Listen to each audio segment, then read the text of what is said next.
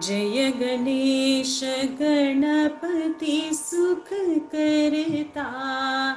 जय गणेश गणपति सुख करता। प्रणव स्वरूप सकल दुख हरता। प्रणव स्वरूप सकल दुख हरता। जय गणेश गणपति सुख करता। जय गणेश गणपति सुख करता। विद्यावारिधि बुद्धि विधाता। विद्यावारिधि बुद्धि विधाता। भुक्ति मुक्ति मुद मंगलदाता। भुक्ति मुक्ति मुद मंगलदाता। जय गणेश गणपति सुख करता। जय गणेश गणपति सुख करता। सगुण रूप तुम त्रिगुणातीता। सगुण रूप तुम त्रिगुणातीता। जग कारण तुम जगत अतीता। जग कारण तुम जगत अतीता। जय गणेश गणपति सुख करता। जय गणेश गणपति सुख करता। प्रणव स्वरूप सकल दुख हरता। प्रणव स्वरूप सकल दुख हरता।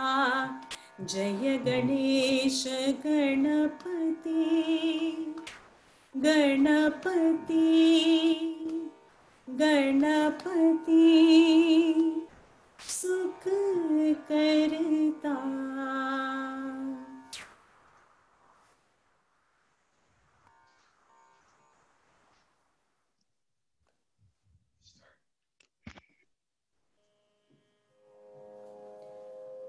देव देव शिवानंद दीनबंधु पाहि मां।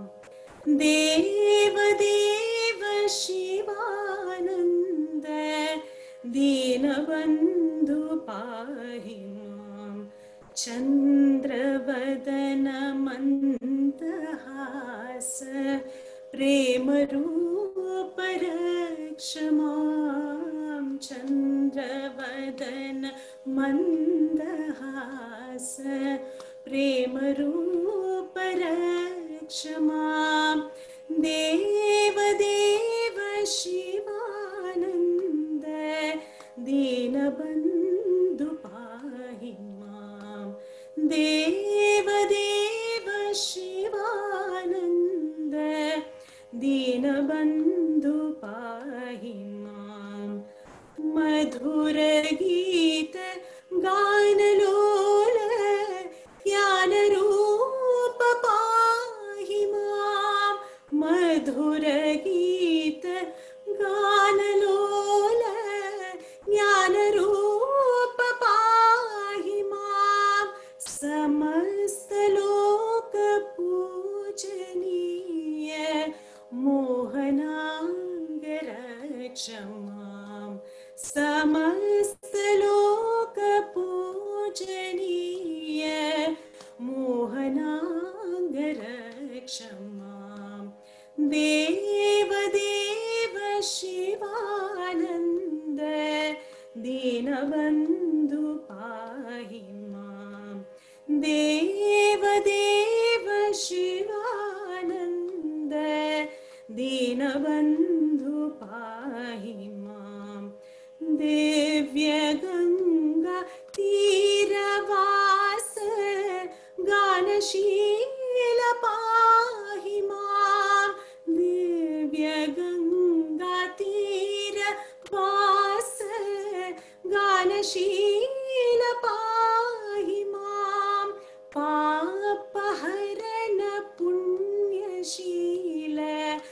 परमपुरुष रक्ष मां पापहरण पुण्यशील परमपुरुष रक्ष मां देवदेव शिवानन्द दीनबन्धु पाहि मां देवदेव शिवानन्द दीनबन्धु पाहि मां भक्तलोक हृदयवास स्वामिनाथ पाहि मां भक्तलोक हृदयवास स्वामिनाथ पाहि मां चित्स्वरूप चिदानन्द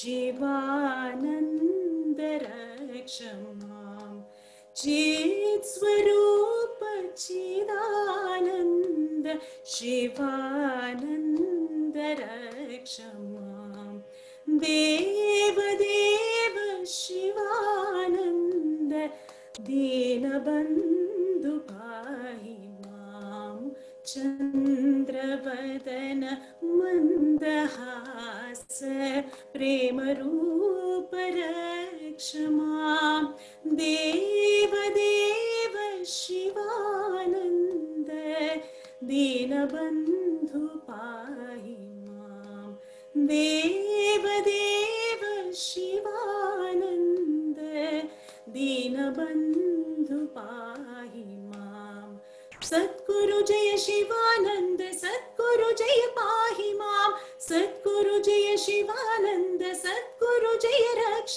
मां सद्गुरु जय शिवानन्द सद्गुरु जय पाहि मां सद्गुरु जय शिवानन्द सद्गुरु जय रक्ष मां सद्गुरु जय शिवानन्द सद्गुरु जय पाहि मां सद्गुरु जय शिवानन्द सद्गुरु जय रक्ष मां सद्गुरु जय शिवानन्द सद्गुरु जय पाहि मां सद्गुरु जय शिवानन्द सद्गुरु जय रक्ष मां सद्गुरु जय शिवानन्द सद्गुरु जय पाहि मां सद्गुरु जय शिवानन्द सद्गुरु जय रक्ष मां सद्गुरु जय शिवानन्द सद्गुरु जय पाहि मां सद्गुरु जय शिवानन्द सद्गुरु जय रक्ष मां देवदेव शिवानन्द दीनबन्धु पाहि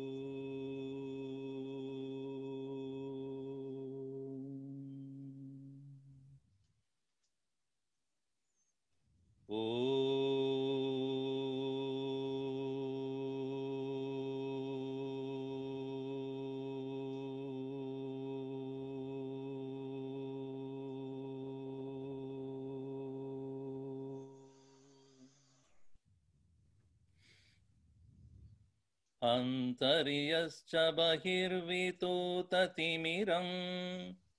ज्योतिर्मयं शाश्वतं स्थानं प्राप्य विराजते विनमताम् अज्ञानमुन्मूलयन् पश्यन् विश्वमपीदमुल्लसति यो विश्वस्य पारे परः तस्मै श्रीरमणाय लोकगुरवे शोकस्य हन्त्रे नमः।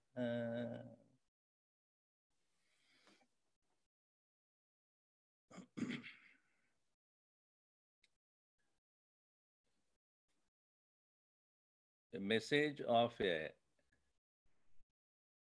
Mahatma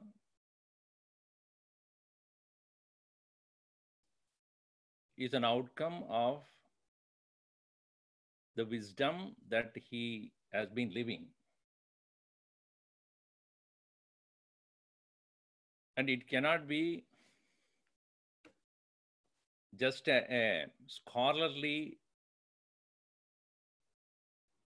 explanation of the truth. At this point, we must remember that Sri Ramana Maharshi was not a scholar. He had not learned so-called the traditional way from a teacher, doing Shravana, Manana, Nididhyasana, Ityadi. Yet, he is called a Loka Guru, universal teacher.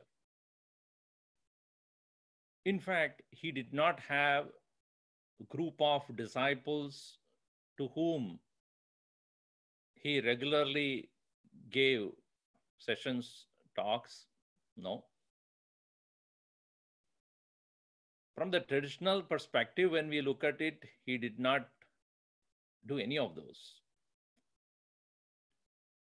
But he was definitely a Shrotriya and Brahmanishta. He himself admitted that he did not study the books, Gita, Upanishad, Ityadi. First came for him was experience and then the confirmation. For most of us, we are informed first and then we are embarking on the path to realize. By the grace of the Lord,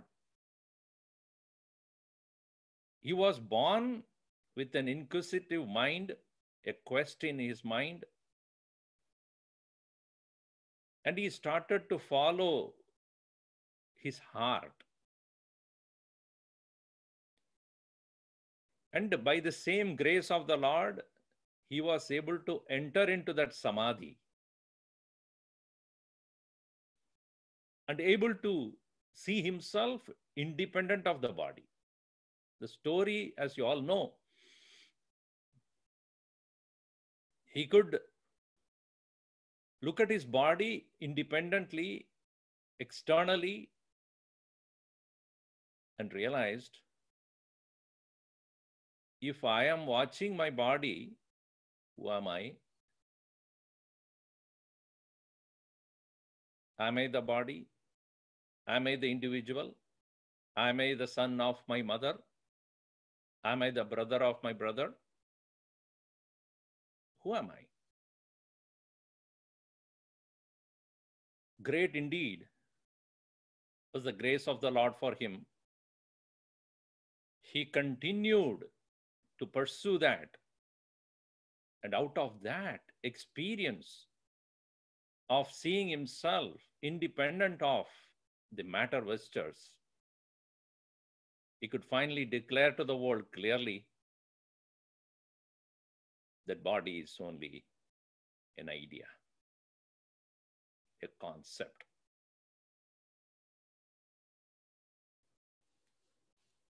Yesterday, we looked at the teaching of Sri Ramana Maharshi, where he pointed out to us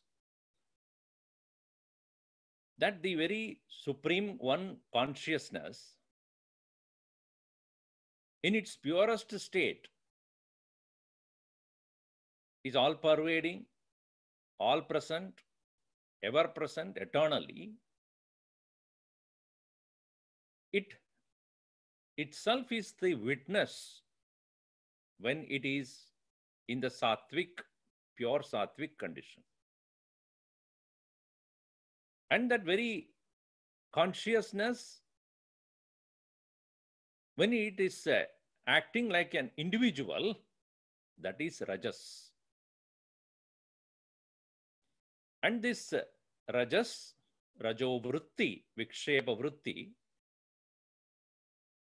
is distracted by the objects of the world and comes to identify with the objects of the world.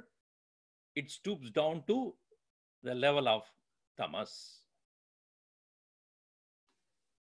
As this chart shows here, sattva is pure knowledge, light. Rajas is activity where the mind and intellect come to play. And tamas is gross object experience. This very consciousness at the cosmic level, sattvic aspect of it is Ishvara. Rajas is individual souls. It includes all living beings. And tamas is the universe. One consciousness, pure sattva is a witness, rajas is a subject, and tamas is the object. In the message, he said, when we become identified with the subject, rajas, whenever there is a subject, there should be an object. This subject-object relationship is called bondage. Bandhanam, samsara. So when we say, I am in samsara, I am in bondage, what does it mean? It means I have identified myself, assumed myself as a subject with respect to one or many objects. It not only objects of the physical nature, it can be a thought, memory of something, experiences that we have had, that becomes the object. And once that subject identifying with the object takes place, samsara. Thus, therefore, in order to have the reflected light, pure sattva, free from rajas and tamas, it must shine forth as I, unbroken by this thought, this idam, referring to the object. This pure state momentarily intervenes between sleep and waking. If prolonged, it is cosmic consciousness, Ishvaraha. This is the only passage to the realization of the self-shining supreme being. That is to say, this realization is not going to happen when you are in the state of dream, where Rajas has created a world for yourself. This very realization does not take place in the state of deep sleep, where even the recognition that Aham, consciousness I am, is also overwhelmed by tamas. This realization is possible only in the state of waking, but not waking to the world. This is why Sri Ramana Maharshi very clearly said, state of wakeful sleep.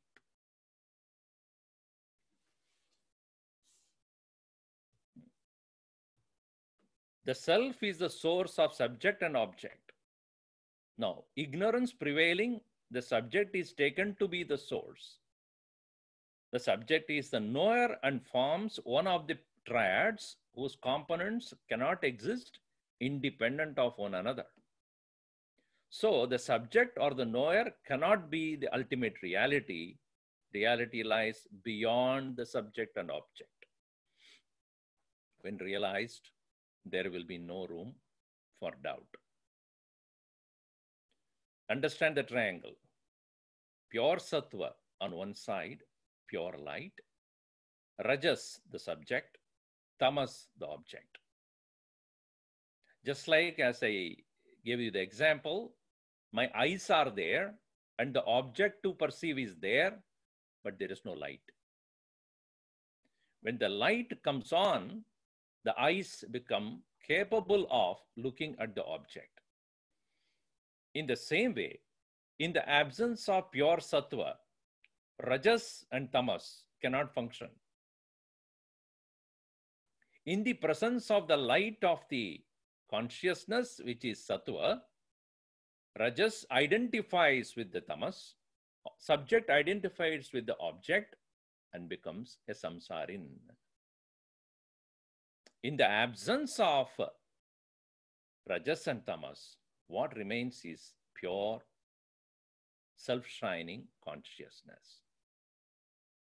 Therefore, when we talk about mind control, mind cannot be controlled by itself. If this inquiry is made whether the mind exists, it will be found that mind does not exist. That is the control of the mind.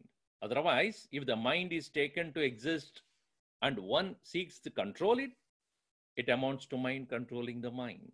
Just like a thief turning out to be a policeman to catch the thief. That is himself. Mind persists in that way alone, but eludes itself. Now, what is this mind?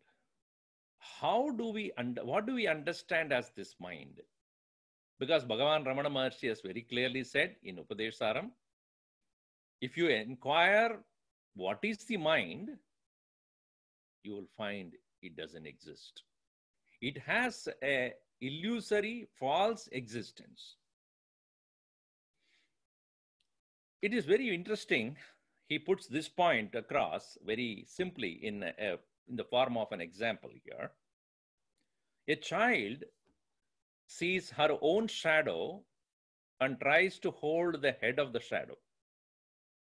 As she bends and puts out her arm, the head moves further. The child struggles more and more. The mother, seeing the struggle, pities the young one. So she takes hold of the young hand and keeps it on her own head and tells the child to observe the head of the shadow caught in the hand. Similarly, with the ignorant seeker to study this universe, the universe is only an object created by the mind and has its being in the mind. It cannot be measured as an exterior entity. One must reach the self in order to reach the universe.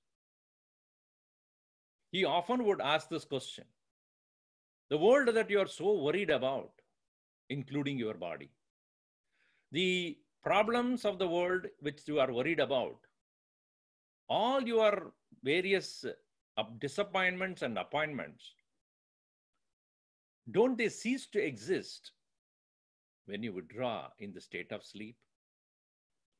And at the same time, you realize that when the world that you have been worried about, concerned about, when they cease to exist, you are not in a lacuna. You are not in an emptiness. You are in bliss. And that very blissful self you are, and the time when the time comes to wake up, as soon as you wake up, along with that you are waking, the world also wakes up. I often ask, people who are addicted to certain things. Let's say you wanted to have the early morning coffee. Without that, you think that you cannot start the day. You're so addicted to it. And as soon as you give the coffee, the mind becomes quiet for a short period of time, only to demand something else immediately after that. What about newspaper? What about the TV? I want to see the today's what is happening in the world. Mind cannot remain without identifying with something. It cannot survive. First it was coffee, then it is a newspaper or a TV. After that, it is next another one in your agenda. It continuously does that. Now the question is, that demand for the coffee, which you think is the source of happiness, Was it there before you wake up? Before you woke up? Where was it? Where was that thought? Why the thought occurred as soon as you woke up? Where was that demand for coffee before, when you were at the sleep, at the deep state of slumber? Was it there or not? You have to admit that it was not there. And in the absence of such thoughts, were you unhappy? In fact, the opposite. I was so happy that there was no thought. At that moment, I am not able to realize. Only on waking up, I realized that. So his question would be, where or what is the world without the mind? This is also stated in Vivek Chodamani by Shankaracharya, that Nahyasya vidya manaso vidirikta manohya vidya bhavabandha hetuhu tasmin vinashte sakalam vinashtam vijrumbidesmin sakalam vijrumbate. There is nothing called ignorance other than the mind.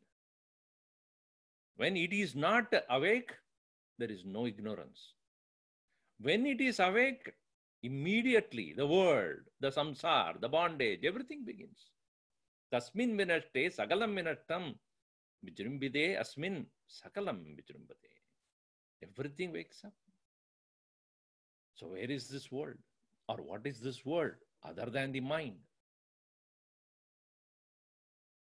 Please understand, the pure sattva is a witness only when, the witnesshood of that is only when there is an active presence of rajas and tamas.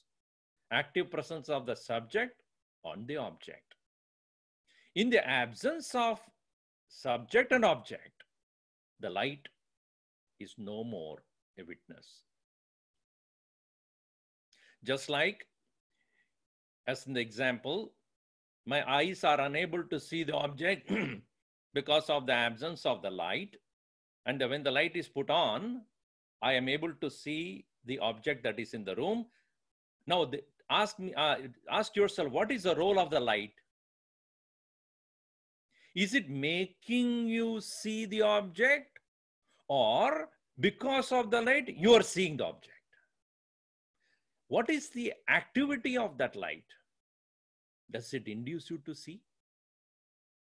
Does it induce the eyes to see, or does it induce the object to come to you? Does the world demand your attention?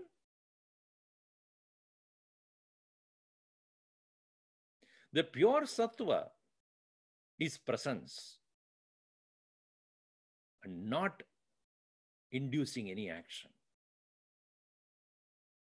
It is rajas in our mind that is acting as a subject, wants it, desires it, seeks everything. All the greed, all the passions, all the demands, all the pleasures, and the opposite of them, anger, passion, greed, jealousy, lust.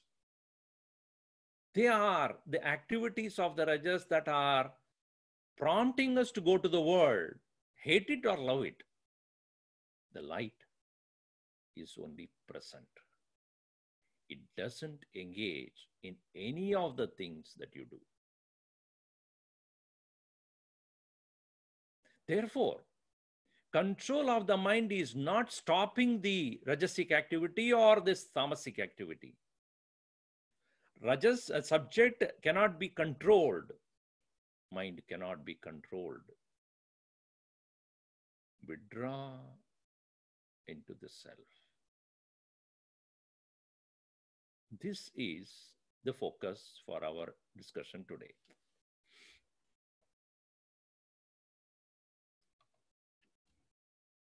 Now, Ajnana Unmulanam. We saw in the verse, the prayer verse, Antar Yascha Bahir Viduta Timiram, having removed the darkness of misunderstanding, and continuing to say there, Vinamatam Ajnanam Unmulayan, remaining uprooting the ignorance of those who have surrendered to him. Vinamatam ajnanam unmulayan tishtati. This ajnana unmulanam, mula means root. Unmulanam is uprooting. Ajnanasya unmulanam karoti. That is the nature of all the spiritual teachers. Their only attention is to remove the misunderstanding of the individual who has mistaken oneself to be something else other than what he or she is really. And the teacher's role is to shed the light on the correct understanding. Now the question is, the misunderstanding that we have got is what? That we are the mind. I am the subject. No. I, the self, is not known in sleep. On waking, I is perceived associated with the body, the world, and the not self in general. Such associated I is I thought, aham vritti. When aham represents the self only, it is I, aham spurana. These two words we must remember very clearly. Aham and aham vritti. In Upadeshasar also, vrittayastu aham vrittim ashritaha vrittayo mano vidhi aham mana. He uses the two words aham vritti, then aham spurana. They are not two things.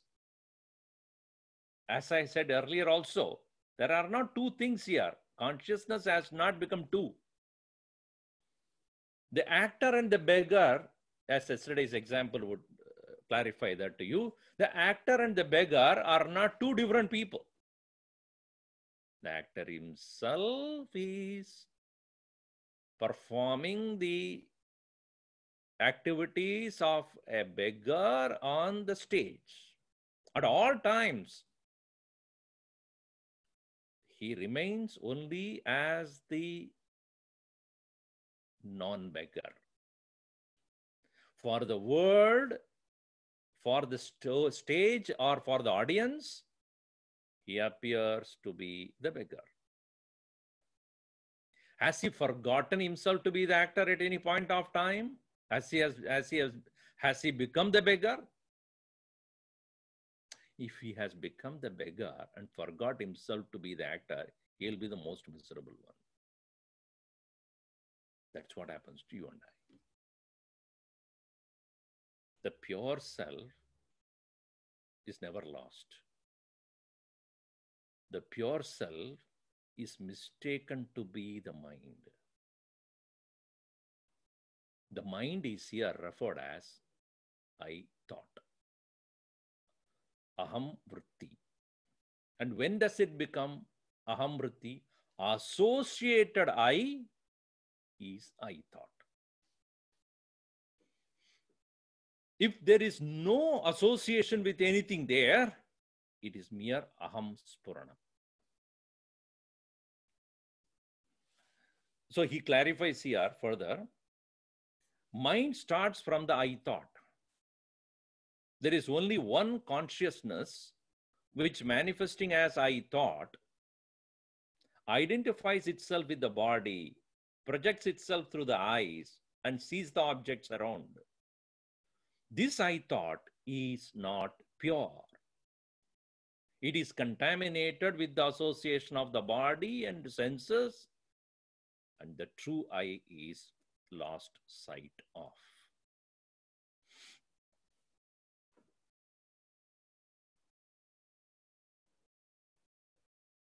Sadhana is not external.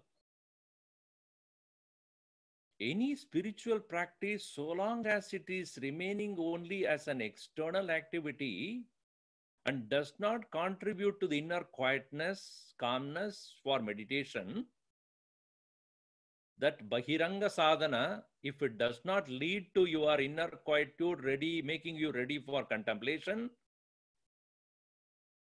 it's futile, useless, waste of time.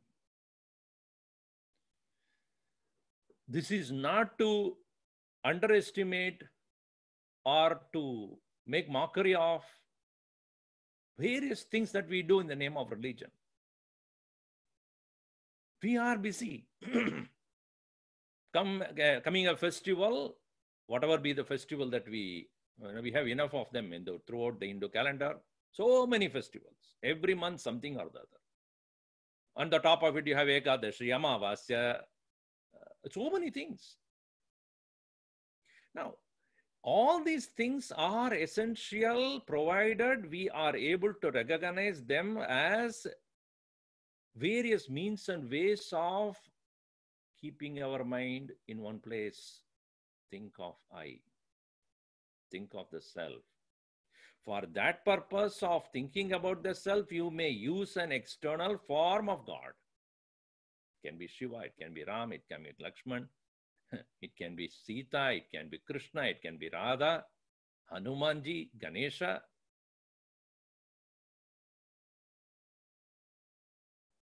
Tvameva pratyaksham brahmasi. Don't we say when we do the Ganapati Atharva Shisha? Tvam jnanamayo vijnanamayosi tvam sakshad atmasi nityam. If we forget that, then we are caught up only in the external activities, even if it is a religious activity, and fail to do the antaranga sadhana of self-inquiry. It is lost. We are busy with the mind. We are busy with the activities and busy with what the mind demands us to do. And mind can keep you busy whole day. Will give you no time.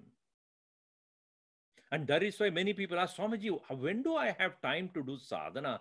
I have so many things to do in our life, so I don't have time. You will not find time. So long as you keep fulfilling the demands of your mind.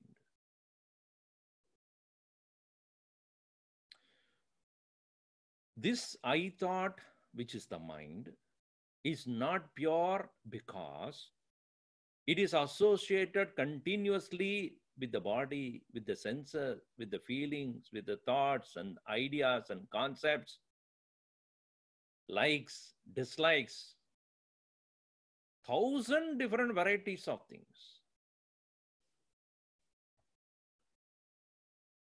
Continuing, Bhagavan Ramana Maharshi here says, after rising up of this I thought, all other thoughts rise up. This I thought is therefore the root thought. If the root is pulled out, all others are at the same time uprooted. There is only one I all along. But what arises up from time to time is the mistaken I thought. As soon as you wake up in the morning, immediately, don't wait for the next moment. Immediately, as soon as you wake up, hold the I.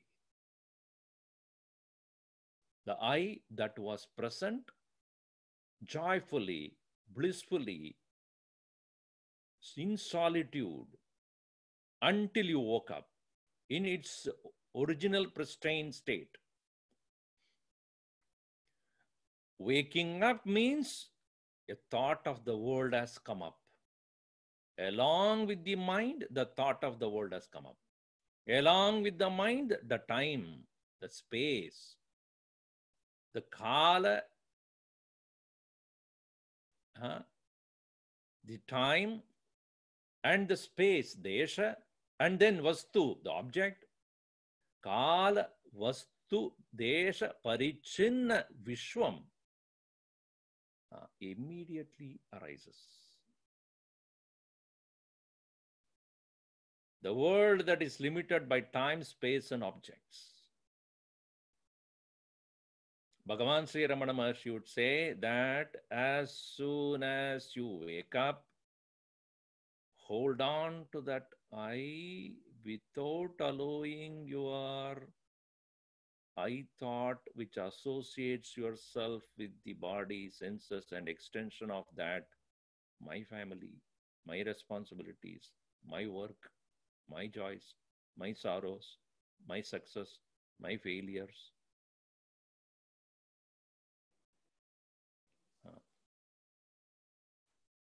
So therefore he said, whose is this body? You were without that in your deep sleep.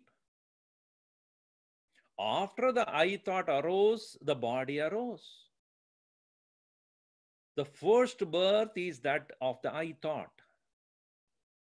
The body has its birth subsequent to the I thought. So its birth is secondary. Get rid of the primary cause and the secondary will disappear by itself.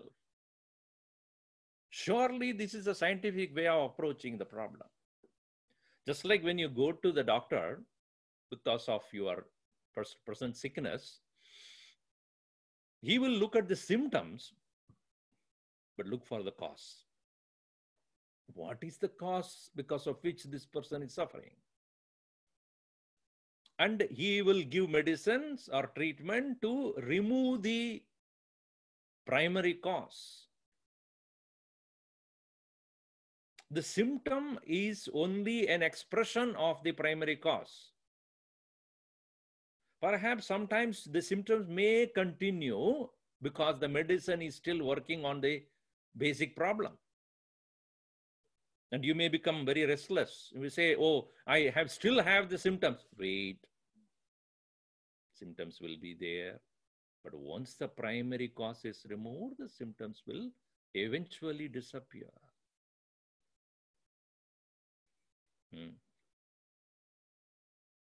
On the other hand, if we only take care of the symptoms and not worry about the primary cause, this is what most people do.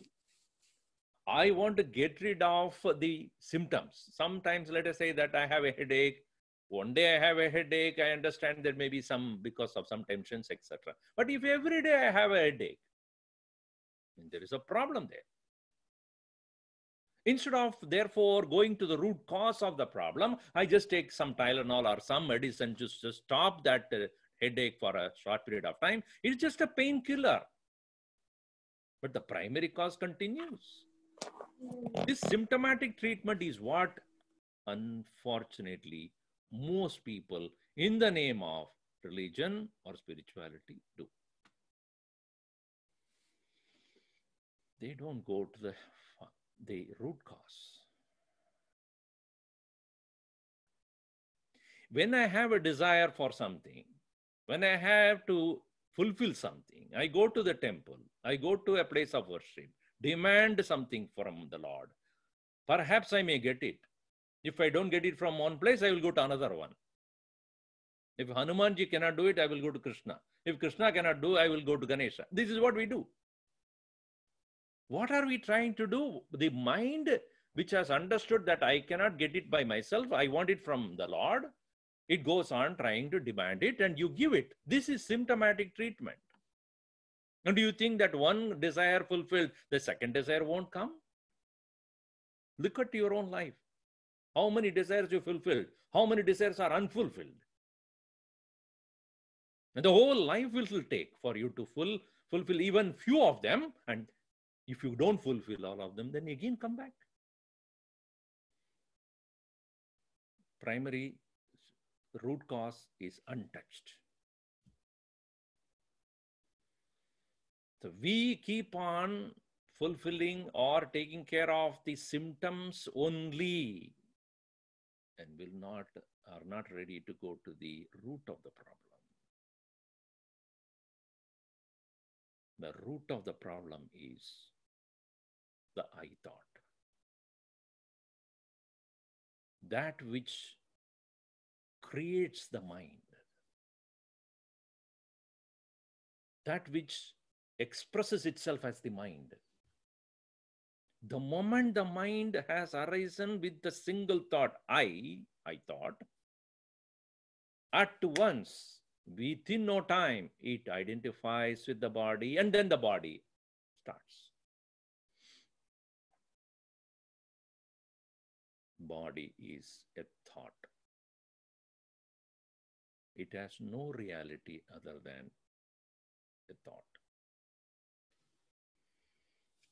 Your wakefulness comprises sleep also in it. Realize your pure being. Let there be no confusion with the body. The body is the result of thoughts. The thoughts will play as usual, but you will not be affected. You are not concerned with the body when you are asleep, so you can always remain. Think of a time when you did not think about the body. During the waking time, from morning, you watch yourself. Just watch yourself. When is the time you are not thinking about the body? When I say body, individuality. I'm not talking about the physical structure. Oh, I'm not thinking about my hand. I'm not thinking about my back. I'm not thinking about my feet. No, I'm not talking about the physical structure of you as body. You, the individuality. When are you not thinking about it? Any thought that arises has a link to you, the individuality. It's about something which I need to do, which should be completed so that I will be happy.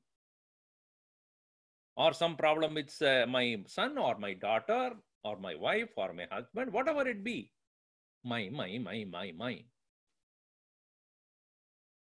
Any time during the whole waking hour where you have no thought about you, the body, the individuality, the jiva. In this context only, the path of devotion helps. While you are in the presence of your form of your personal deity, whichever it be, whoever it be, you lose yourself only to identify yourself as the expression of the Lord, a servant of the Lord, a creation of the Lord, as a pure being. And you show your gratitude by chanting his name, by repeating his name, by doing the puja for the Lord, upasana. Please note, the primary purpose of that very upasana is ekagrada chintanam, ekagra chintanam. One-pointed attention on what? That Lord who is the real me, the real I, the pure consciousness, which I am unable to focus on because I am constantly busy with myself, my jivahood, my individuality, to make me come out of that clutches of constant thinking about me. I take a small fraction of time during my daily life to think of him. And who is that he? The real me, who is not a jiva. The pure consciousness embodied himself as a physical form, who is sitting in front of me in that form? Shiva, Sri Rama, Krishna, Ganesha. That one which I am, at that very moment when I am thus sitting and doing the Aradhana of the Lord, worship of the Lord, chanting of the name of the Lord, singing his bhajans, I am not thinking about me, the individuality. In the bhajan also, you say, I want this, I want this, then there is a problem again. In that bhajan, what is kirtanam? It is glory of the Lord, nothing to do with me, nothing that I demand, nothing I seek.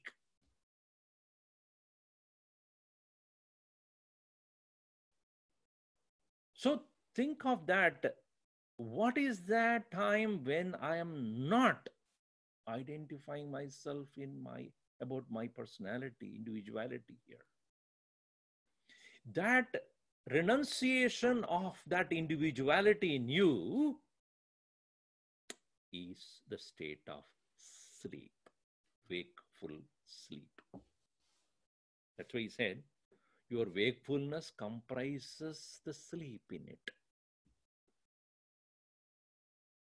Realize that pure being which has slept to that individuality. Let there be no confusion with this body, because the body is nothing but result of thoughts.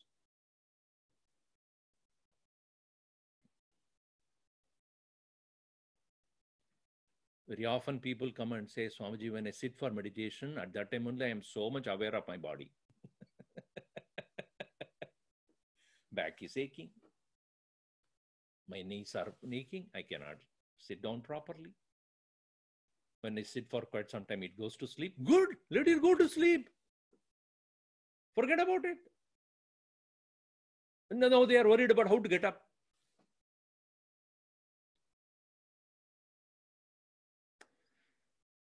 You know, when all of us, when we go to the state of sleep, are you worried about what happens to you in sleep, to the body? Every one of us renounce this world and go to the state of sleep without worrying about what happens to my body. I have no concern about this. Emulate that condition in yourself and maintain that. Maintain that point of attention. Body is a thought.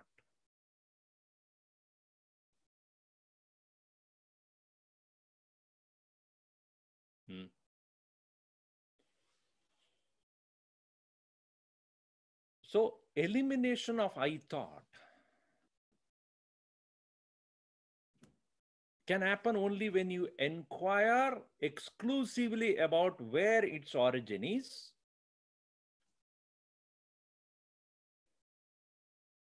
which presupposes that you have left the world for good. You cannot think about the world and think about I.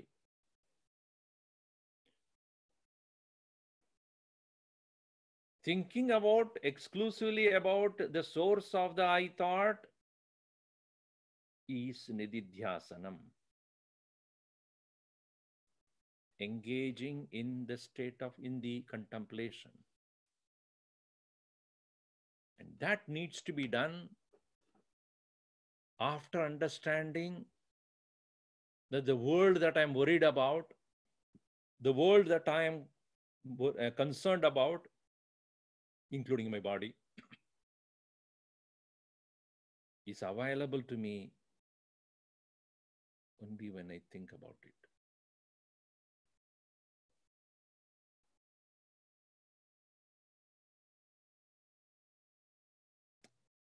So Bhagavan Ramana Maharshi here says, the I thought is the ego, whereas the intuitive I always remains self-shining. It subsists all through. It is consciousness. Since seek the root I, question yourself, who am I? Find out its source. Then all these will vanish and the pure self will remain ever. As he had earlier mentioned, all thoughts arise after the I thought. Aham vritti is the center point. From keeping that center point alone, all thoughts rotate. I am the jiva, the individual. Based upon that jiva who is supposed to have been born as an individual, and with that individuality born alone, all my relationships. Kastvam koham kuta ayadah kame janani ko me tata. All that mother, father, brother, sister, friend, wife, children, my position as an officer or a clerk or an engineer, this, all these thoughts are there circling around what? Aham vritti.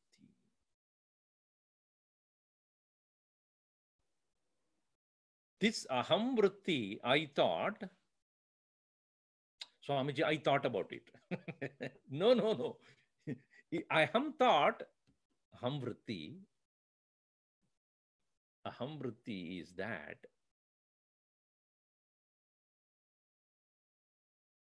which is the subject without an object. When inquired,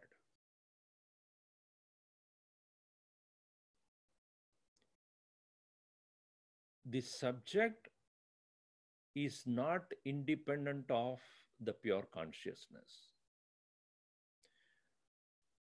But the subject becomes a subject with respect to the object only, which you have seen. When the objects are removed from that I thought, at that very moment, the pure I alone will remain. Gurudev calls it as objectless awareness.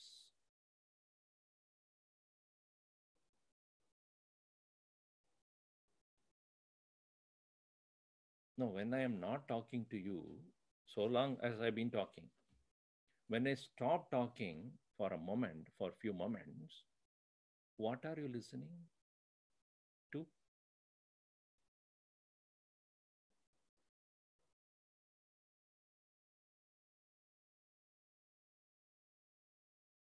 You are listening to no sound, silence. Can you listen to silence or be silent?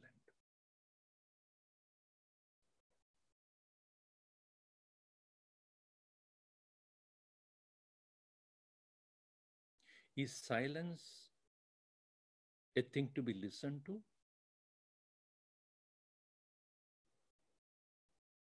In the absence of the sound, what remains is silent, and that silence cannot be a thing to be heard, only observed.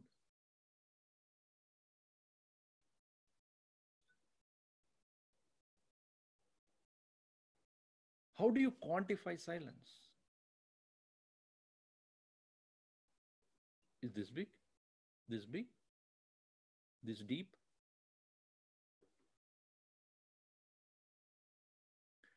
When the I thought, when we start inquiring into it, at that very moment you come to realize that in the absence of any object of thought, the subject fails to be the subject.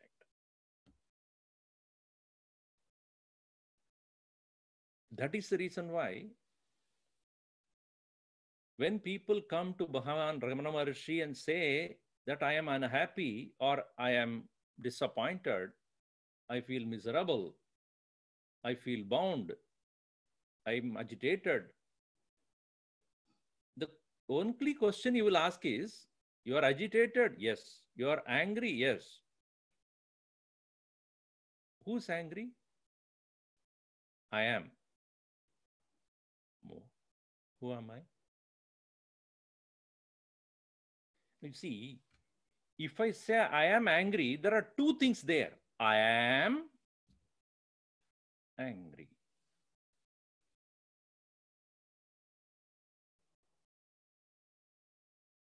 No, angry is a state of mind, a vritti, a set of thoughts which you are aware of. When you have become aware of those anger thought, the awareness is independent of that anger. So when you say I am angry, you are not angry. I am aware of the anger. Shift your attention from angry to I am.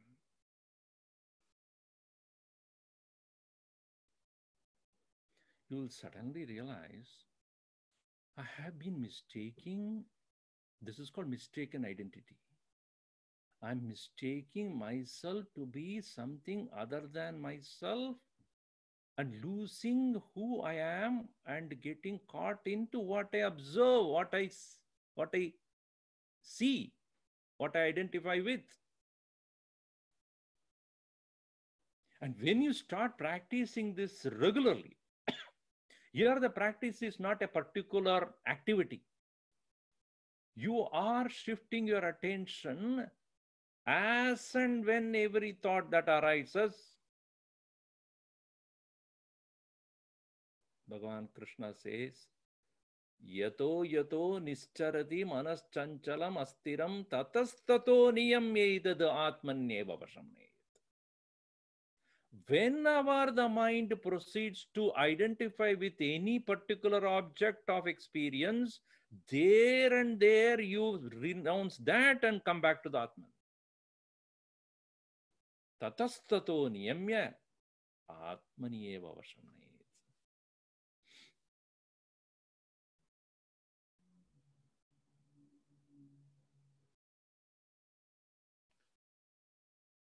The one who eliminates all the not I cannot eliminate the I. You know, in Vedanta, what it says, Mano buddhya hankara chittani naham na cha shrotra jihve na cha grana netre na cha vyoma bhumir na tejo na vayuhu na manaha na buddhihi na dehaha.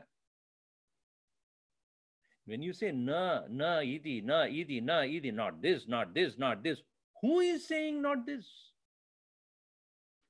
I'm not this, I'm not this, I'm not this. One who eliminates not I cannot eliminate the I.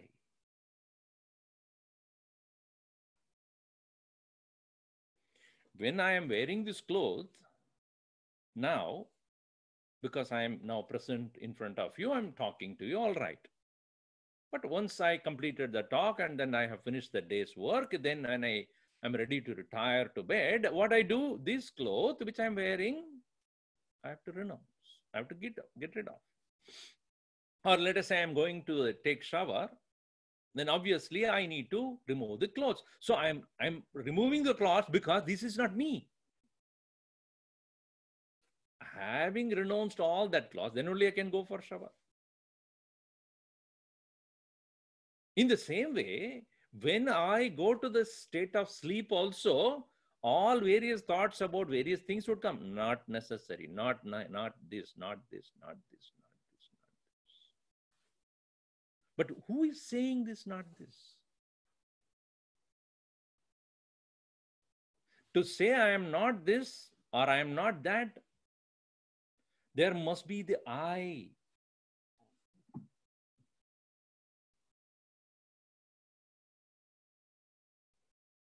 This I is only the ego or the I thought. Even that one which renounces not this, not this, not this, not this, not this, even that needs to be renounced.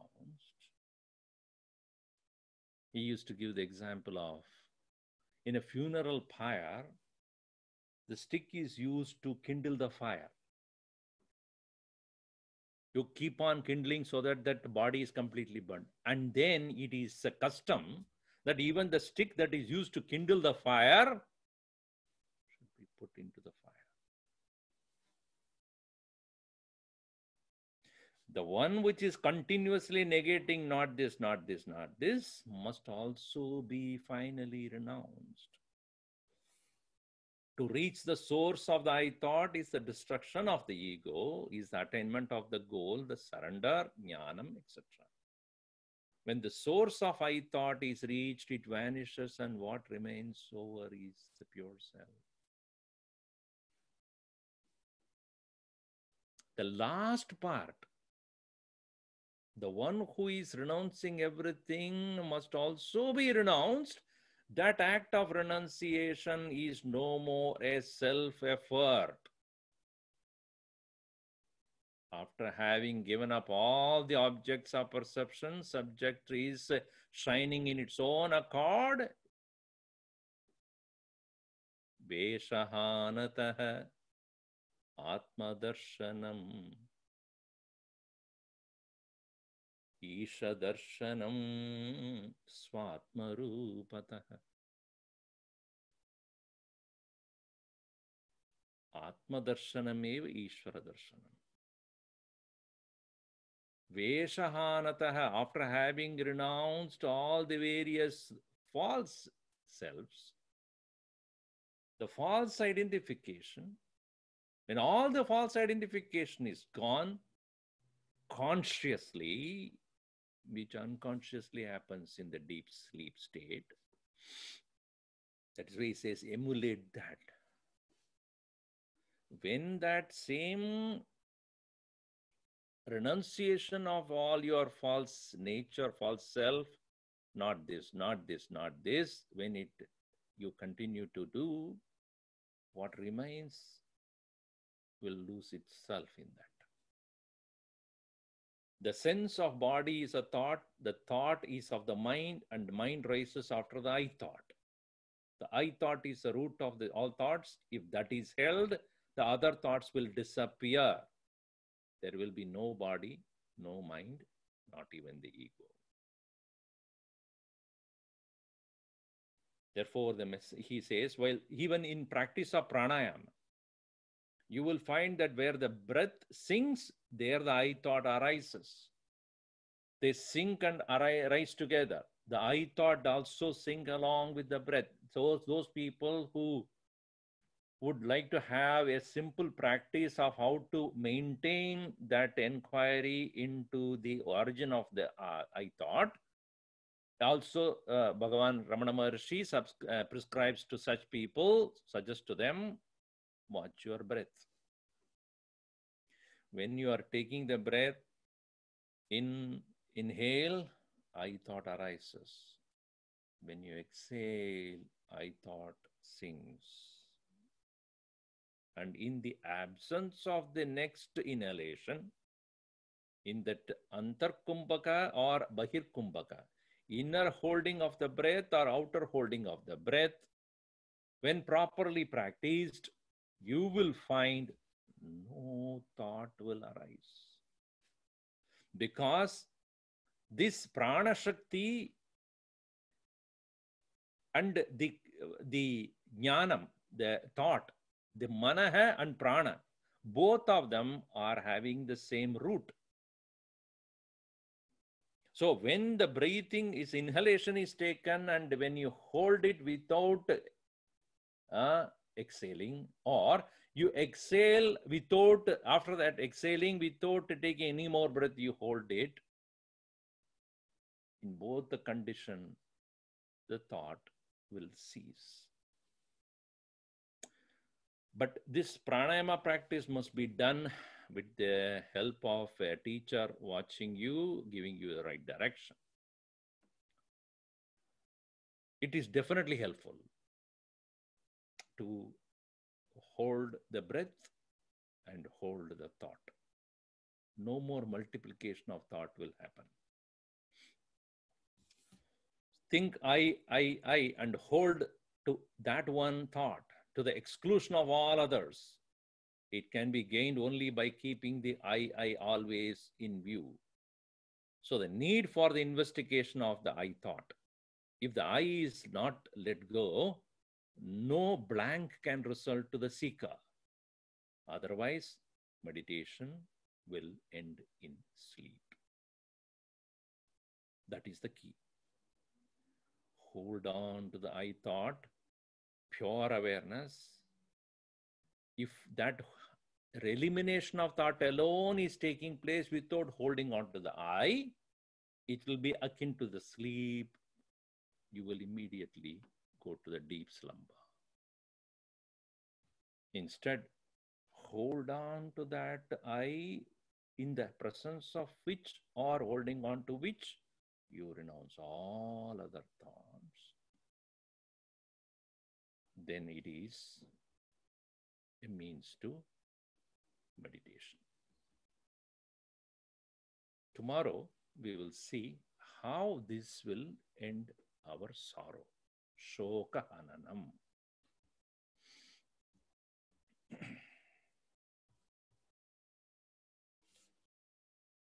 Om Sarve Bhavantu Sukhinah, Sarve Santu Niramayaha, Sarve Bhadrani Pashyantu, Ma Kaschid Dukkha Bhavet. Om Shanti Shanti Shanti. Harihi Om Sri Gurubhyo Namaha. Harihi Om.